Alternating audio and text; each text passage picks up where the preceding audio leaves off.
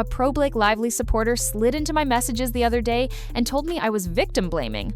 They said Justin Baldoni is exactly who Blake says he is, manipulative, abusive, the whole 9 yards.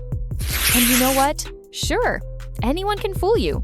For all I know, Justin could be the most toxic man to ever set foot on a film set. But here's the thing, the math is not mathing. Her story is like one of those IKEA instruction manuals with half the pages missing. You can try to put it together, but the pieces just do not fit.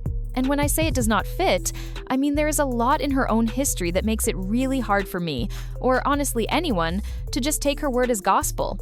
If you have been following the It Ends With Us disaster, you know exactly what I mean.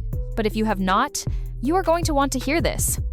Let's start way before Justin Baldoni ever entered the picture.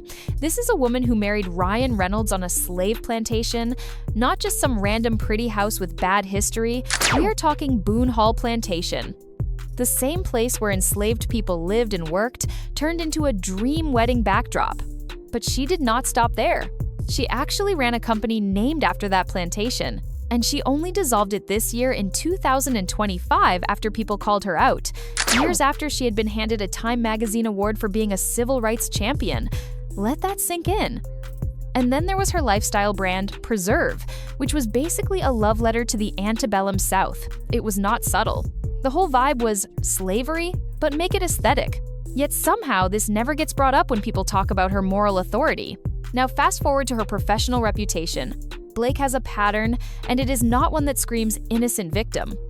She has been known to punch down, publicly humiliated a reporter for congratulating her on her pregnancy, which was already public knowledge. No one was prying into her private life, they were literally just being polite. Then there is It Ends With Us.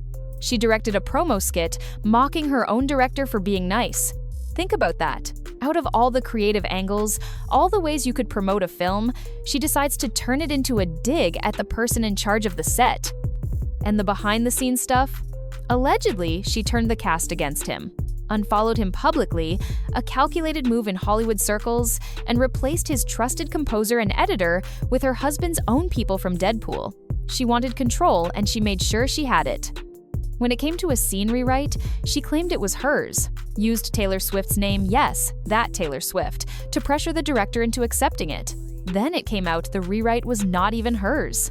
It was her husband's. But why let the truth get in the way when you can flex celebrity connections? And here is where the victim story really starts to crumble. She refused to sign her own employment contract. Same with her SAG-approved nudity rider. There are actual emails from Wayfarer's legal team to her lawyers basically begging for her signature. The intimacy coordinator, SAG-approved by the way, confirmed the sex scenes were exactly as discussed with the actors. Still no signature. So let me get this straight. The paperwork is ready, the coordinator says everything is fine, and she just does not sign. But somehow this gets spun into the set was unprofessional. It is the same thing with her COVID claims. She said protocols were not followed. Yet there is proof production did exactly what she requested when she asked for testing. The crew even got a mandatory testing email the day before just for her comfort. And now here is the part I cannot stop coming back to. The behavior toward her alleged harasser. If I genuinely feared someone, I am not inviting them on a private jet with my kids. I am not taking photos of them holding my newborn. I am not having late-night writing sessions at my home. And I am definitely not laughing, touching, and joking with them off camera after the alleged harassment. Oh, and remember those A-list body doubles she demanded for intimate scenes? She threw them out, filmed the scenes with him herself. This is where the story stops looking like fear and starts looking like control. But the contradictions keep piling up. She called a PG-rated, non-nude postpartum video of a woman of color pornographic without ever watching it. Lied about a professional actor being just a random friend of the director. Cross-promoted her alcohol brand with her domestic violence movie because nothing says awareness like a cocktail ad next to trauma marketing. Compared herself to activist Giselle Pellicot at the Time Gala as if she has been through remotely similar struggles.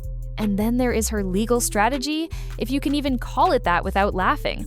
She did not just hire lawyers. She went nuclear, filed a lawsuit through a shell company to secretly obtain people's private information, sent subpoenas to small content creators who criticized her, people who do not have Hollywood lawyers on speed dial, And she filed 19 amicus briefs, which for anyone not fluent in legal overkill, is basically the courtroom equivalent of a toddler kicking and screaming until they get their way.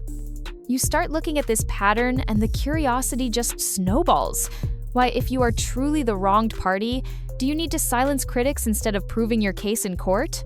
Why focus on small creators instead of bigger media voices?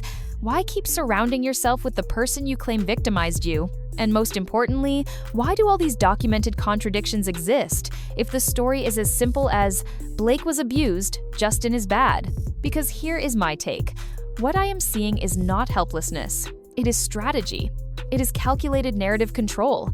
And honestly, it is the same playbook she has used before. Publicly punish anyone who challenges her, rewrite the narrative with selective details, and lean on celebrity connections when the facts do not hold up. So when someone tells me Blake is just a victim, I have to ask, a victim of what? Because from where I am sitting, the only thing Blake Lively seems to be suffering from is a loss of control over her own PR machine. And judging by the way she is coming after critics, she is not handling that loss gracefully. If you think this whole thing is messy now, just wait. More receipts are coming out every week, and I have a feeling this story is far from over. What do you think? Is Blake Lively really a victim, or is this just another Hollywood power play gone wrong? Let me know in the comments.